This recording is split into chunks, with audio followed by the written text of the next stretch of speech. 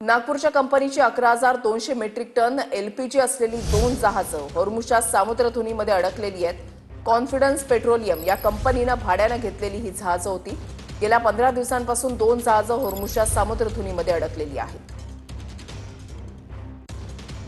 आहे नागपुरातील कॉन्फिडन्स ग्रुपच्या कार्यालयाबाहेर आणि याच कंपनीची 2 जहाजं जी आहेत ती हॉर्मोनच्या समुद्रधुनीमध्ये अडकल्याची माहिती आहे। कॉन्फिडन्स ग्रुप हा देशातील एक मोठा ग्रुप आहे। पेट्रोलियममध्ये जवळपास 40,000 मेट्रिक टन पेक्षा जास्त एलपीजी दर महिन्याला आयात करत असते आणि वेगळ्या भागांमध्ये वितरण केलं जातं, परंतु त्याचे 2 जहाज एकूण 3 जहाज जे आहेत ते निघाले होते। त्यातलं एक जहाज एलपीजी वाहून आणणार जहाज रत्नागिरीमध्ये जयगड बंदरात पोहोचलेलं आहे, पण 2 जहाज अजूनही हॉर्मोनच्या समुद्रधुनीमध्ये अडकलेली आहे आणि त्याचा फटका कुठेतरी कंपनीला बसतायत, वितरणाला बसतोय।